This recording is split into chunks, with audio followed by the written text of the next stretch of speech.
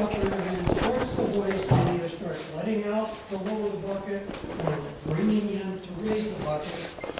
And then as the bucket nears the destination, the signalman sounds the signal to let him know to stop the hoisting. So it goes like so.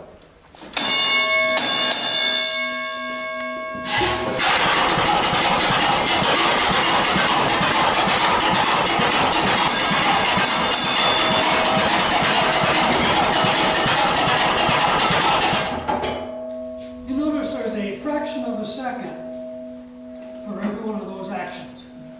And those fractions accumulate. And pretty soon they're not fractions anymore. They're whole units. Which means sometimes the bucket is stopped and it's too low. You're not going to dump if the bucket's too low because you're not going to hit that target. Other times it's stopped, but there's too much of a lag and the bucket's too high and you can't dump. Common occurrence. In those situations, the signal is sounded again and the hoist operator reverses his action. It's a guessing game because he can't see the bucket.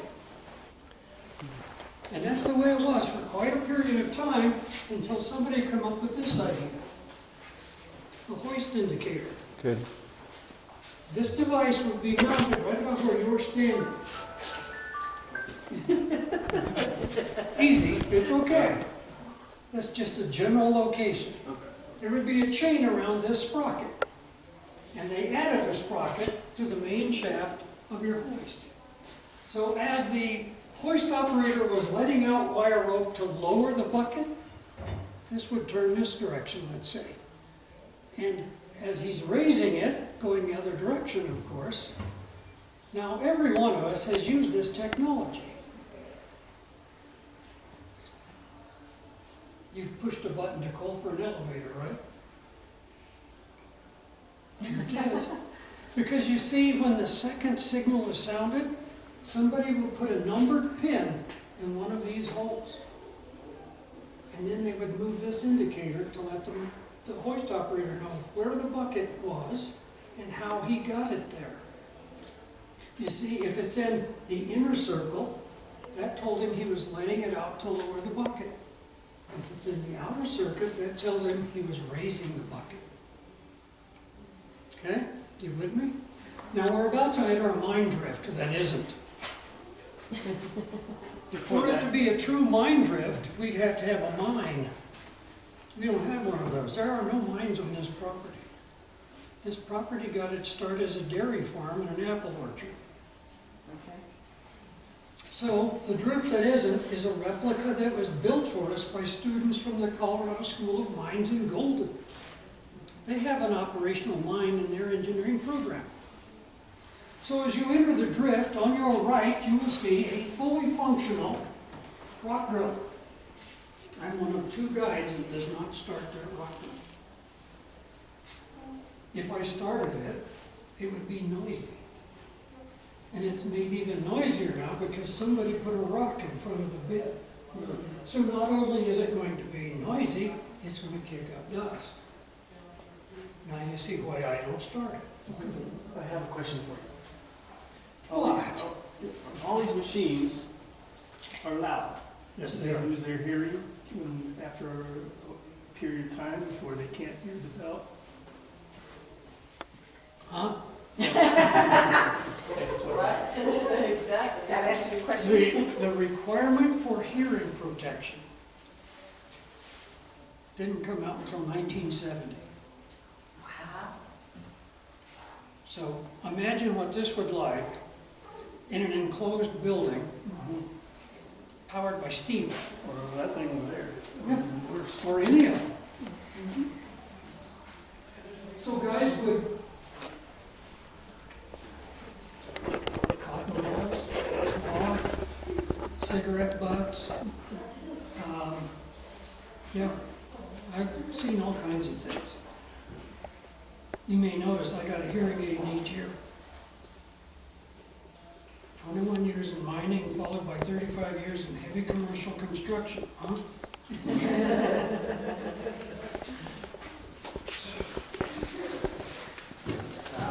we'll catch up to you.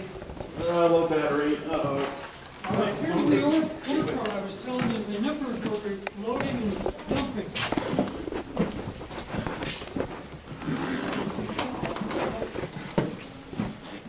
How many nippers did it take to pull it?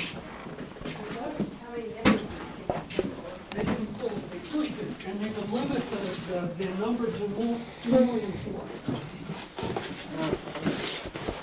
All right, so now we're in the scope, and this is the face. In the early days, illumination was by candlelight. Every miner had a candle. We started using those pneumatic drills, and the movement of air and the cloud of dust made the candles not so good.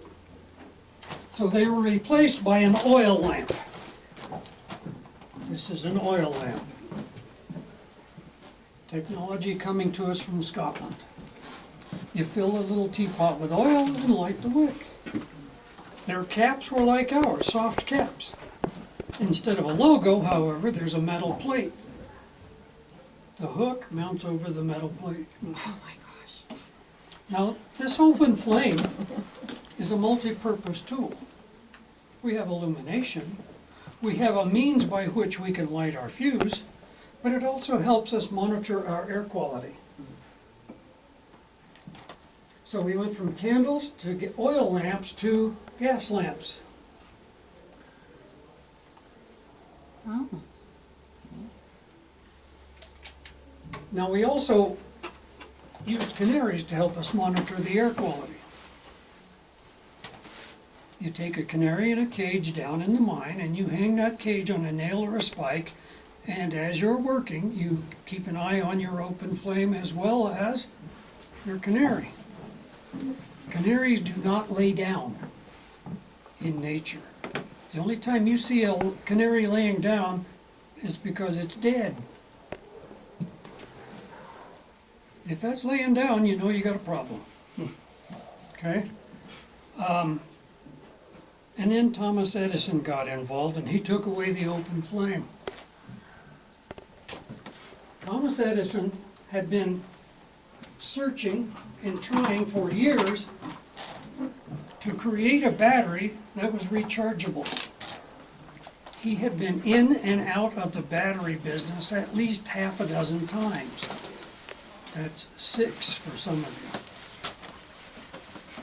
But he finally got it right in 1911, thereabouts.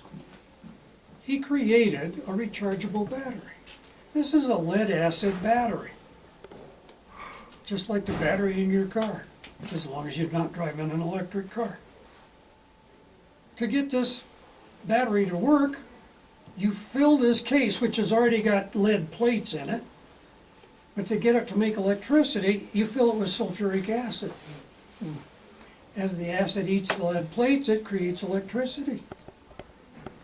So you've got this Bakelite case with lead plates in it that you've now filled with sulfuric acid, and you mount this on your belt. And you run the cable up your back, and you mount the lamp.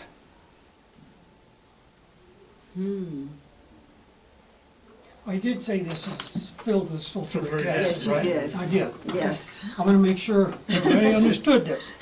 Now, we fill it using a syringe. Can you see that little tiny hole? Not really, but I'll believe you that there's a pinhole there. Okay, there's a pinhole there, yeah.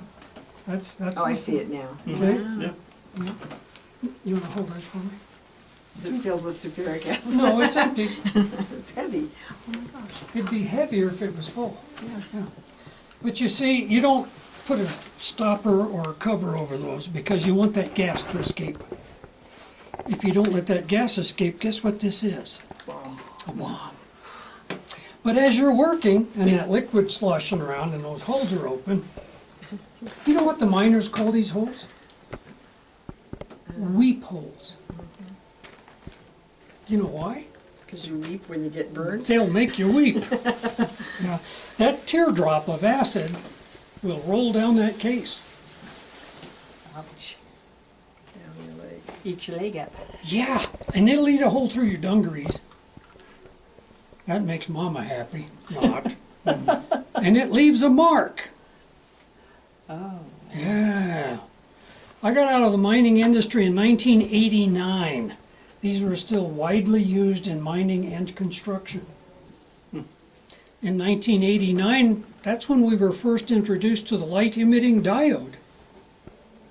The reason it didn't get popularized was because the batteries in 1989 sucked. That's a term my grandsons use. They were inefficient.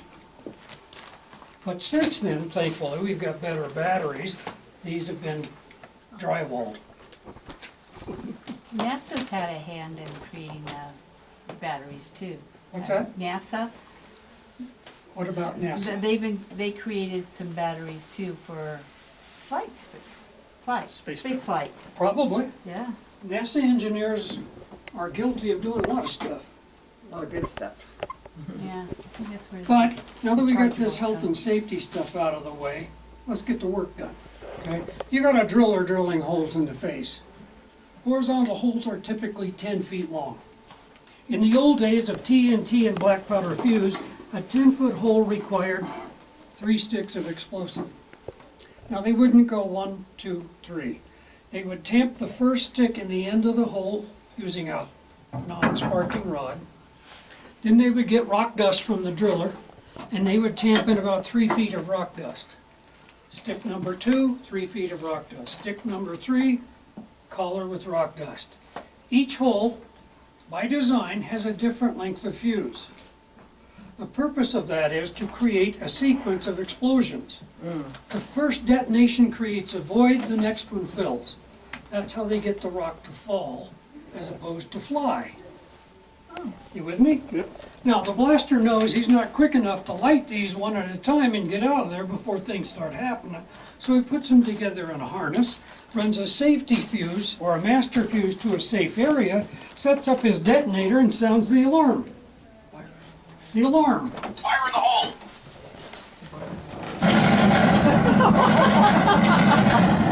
You got ya. You okay? Oh, yeah.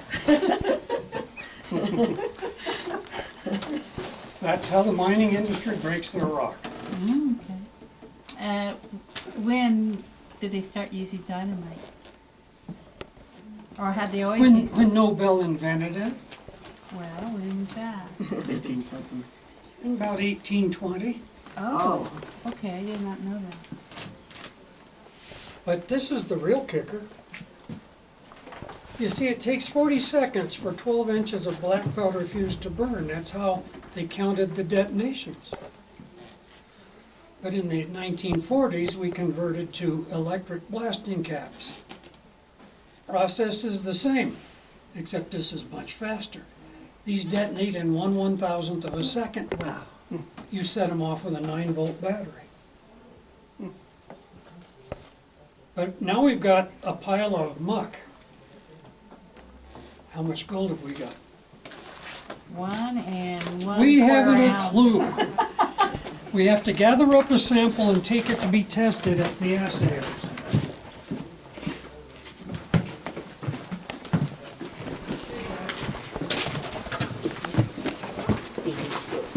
That's the assaying office, but I'm gonna bypass that step and go to the next step. Why? Because the process is the same. The next step after assaying is the stamp mill. Now, the assayer will give you a certificate telling you what he found in your ore. Okay? No matter what it is, no matter what you're looking for, he's going to tell you exactly what you have.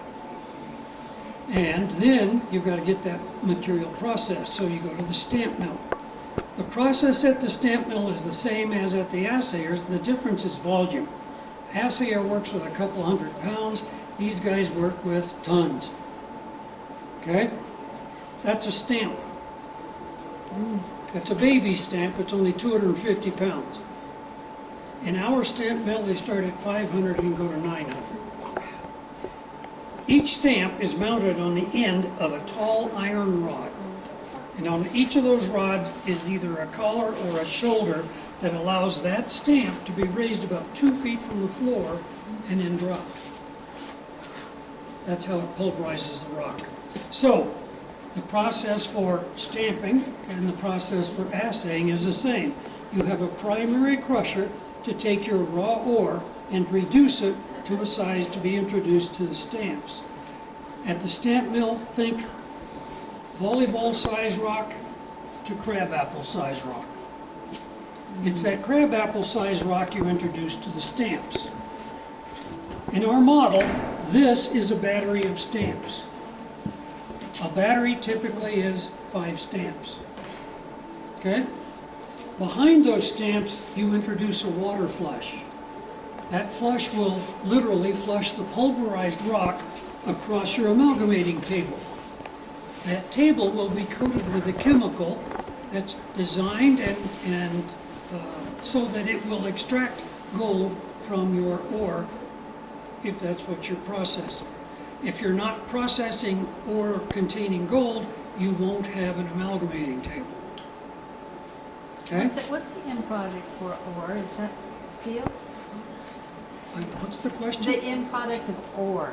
Ore is ore. It's whatever, you don't know what it's for until you find out what's in it. Okay. Okay? So, I know it says don't touch. I don't know how they expect me to show you without touching. That thumping are the stamps being raised and dropped. So it's on. Okay? Now that pulverized rock is flooding across that amalgamating table, and that chemical is extracting the gold, if it's there, out of that rock. And that table eventually gets full. This chemical arsenic. Well, it could have been arsenic, could have been, for decades it was mercury. That was the most common. It still is in most of the world, just not in America. See, it only creates brain problems to Americans, and nobody else in the world is affected. It's like for, you know, rock dust creates silica, which creates silicosis in California, but not the rest of the world. That's Yeah. they were the first to apply rules against exposure to a lot of chemicals. And I forget, it was something, number 65 anyway, their rule 65. But nonetheless, you scrape that mud off the amalgamating table, take it and put it in the furnace, like that one. I know it looks like a giant mortar, but it's a furnace. And then you start heating that furnace. And you heat it using whatever fuel you've got available. It could be oil, wood, coal, gas, whatever. I doubt like heck you get enough power out of wind or solar, but nonetheless, you need heat. You want the heat inside that furnace to at least be 1,800 degrees Fahrenheit. That's going to burn off your chemical, it's going to melt the metal, and you pour that liquid metal into your mold. If that metal is gold, it's 98% pure, 24 karat. I see you pointing in there. That's our fluorescent mineral display, which isn't part of the tour. But visit it before you leave. Currently, we have the largest display of fluorescent minerals in the state of Colorado. And it'll be that way for probably a couple more years, because that's what I figure it'll take the Colorado Natural Museum to get their display. They got more money in their coffers than we have in ours. So, this next thing I want to show you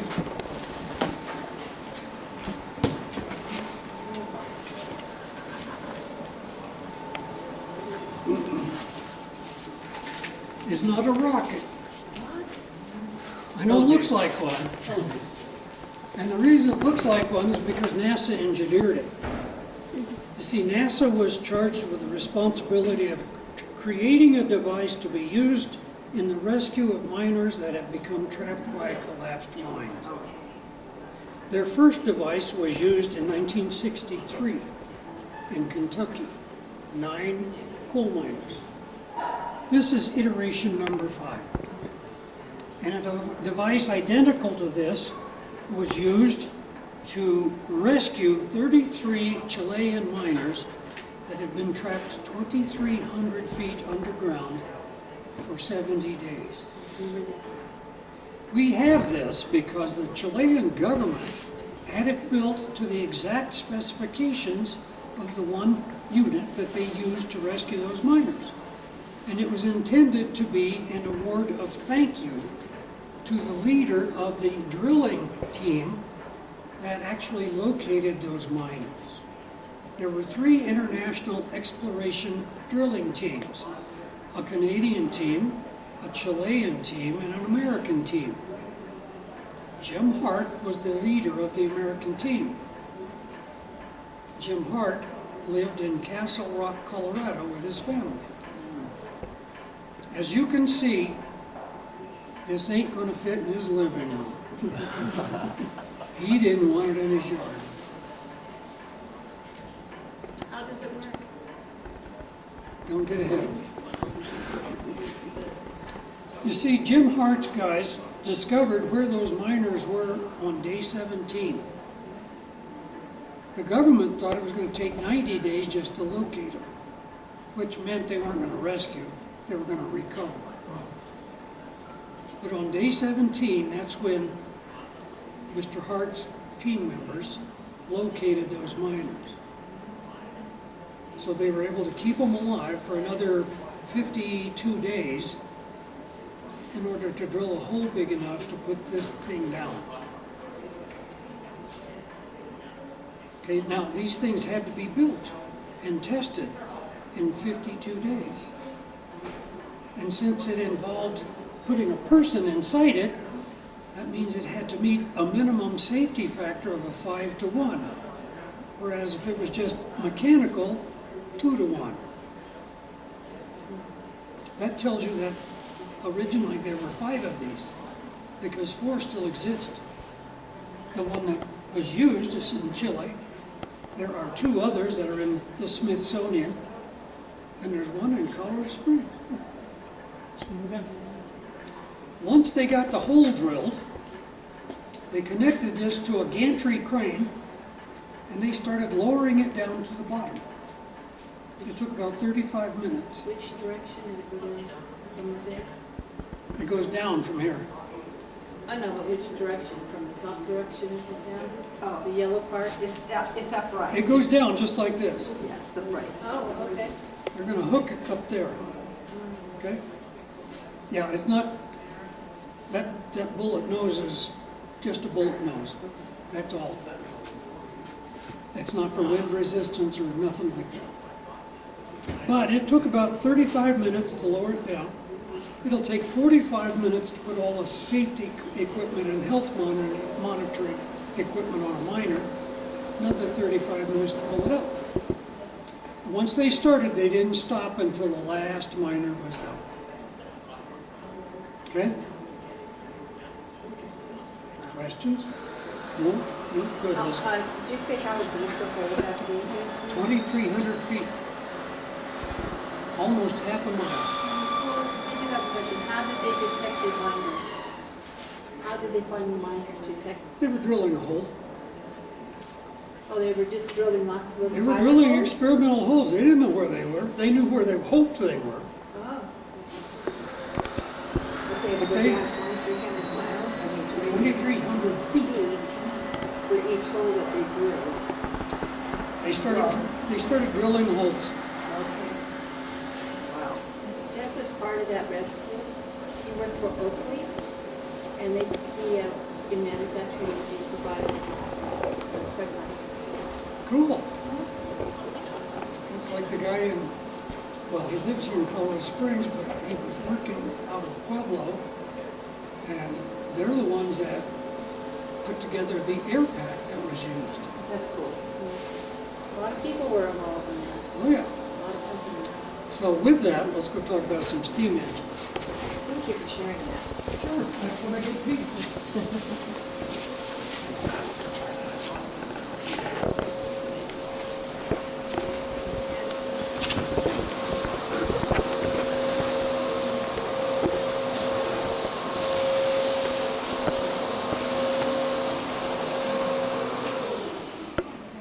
Okay, now we're going to go talking about some steam engines.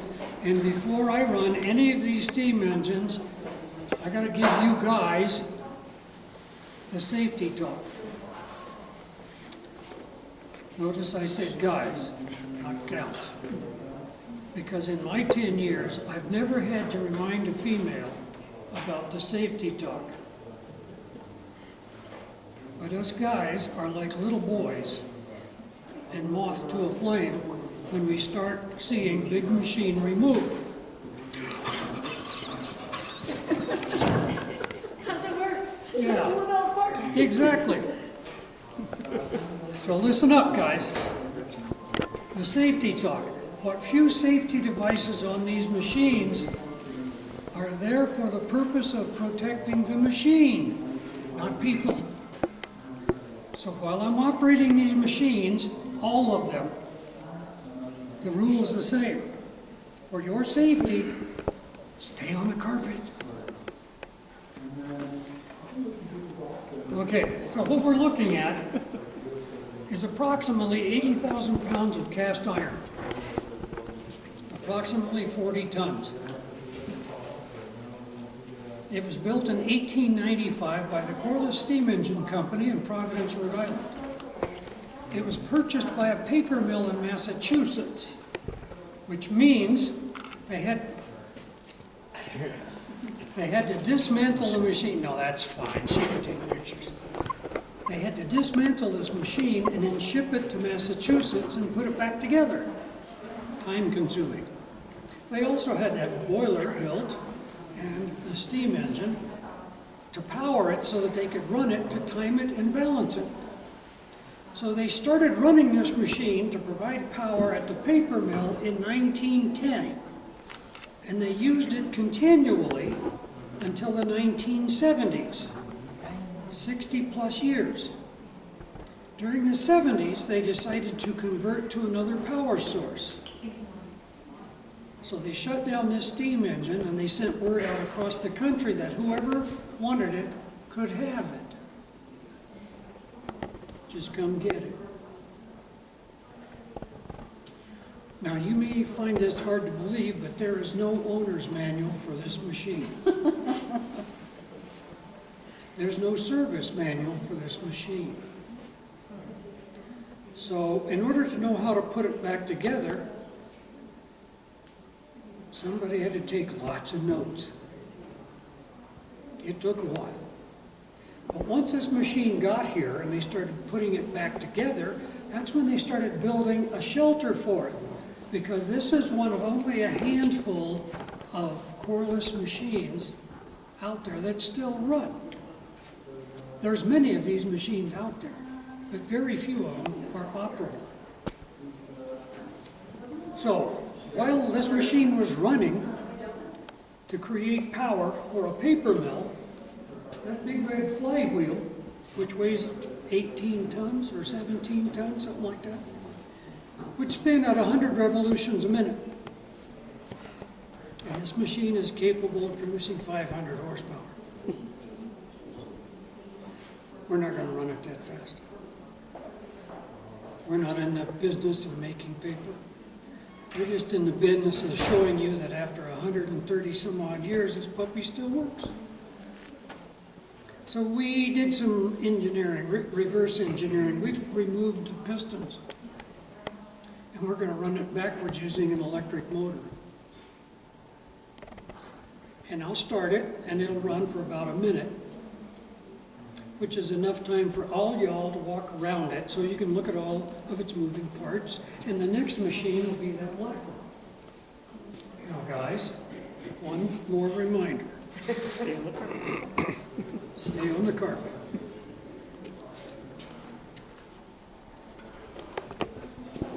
Oh, I thought you just moved that machine.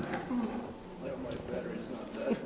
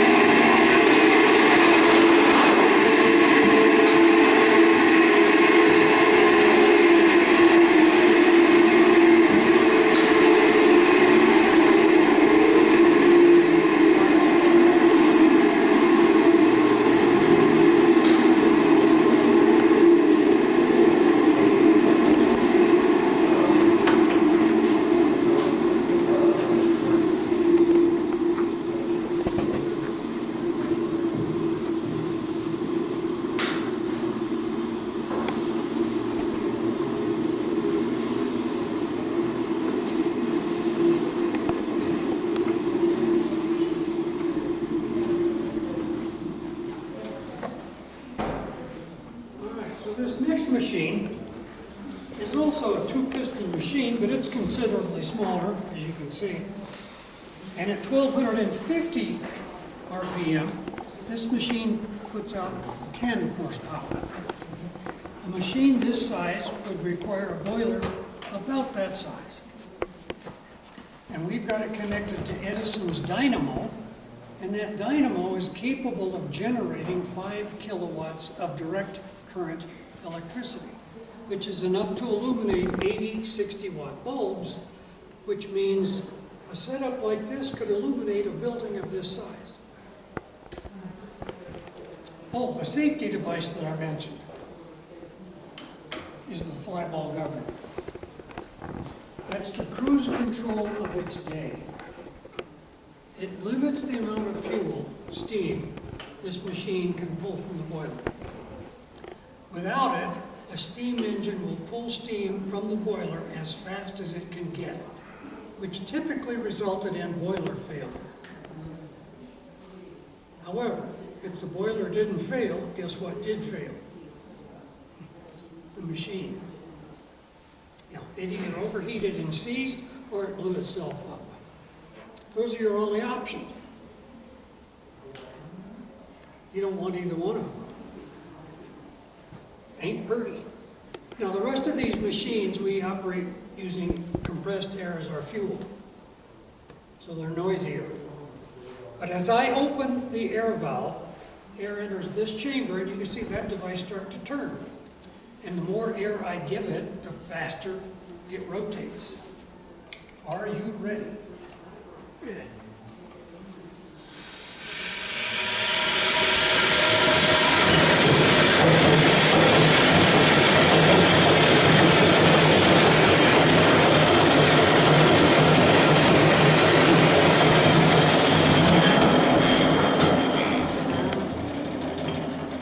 I only opened that valve halfway.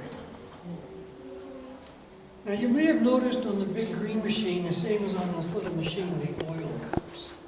Just like any engine, steam engines require constant lubrication. So these oil cups had to be kept full. Likewise, there's lubrication points that had to be hand-packed with grease. That was the job of grease monkeys. In the manufacturing industry, grease monkeys were kids between the ages of 6 and 12. And they performed their responsibilities while these machines were running at full production capacity. Not only the machines providing the power, but the machines being powered needed to be lubricated. So when that goofy mandate came out telling the manufacturing industry we couldn't use kids for cheap labor, Roberts Manufacturing found itself in the conundrum of, I gotta go out and find the smallest adults I can find to do this. No, that's a child. Oh, you're a child? And them adults are gonna charge me more money. Ah, How am I gonna get my money back? how are you going to get your money back? Yeah. Oh. You see, the government hasn't figured this out yet. We elect dummies. Greedy dummies. But you gotta keep in mind that the designers of these machines were problem solvers. This conundrum is just another problem to solve. Right.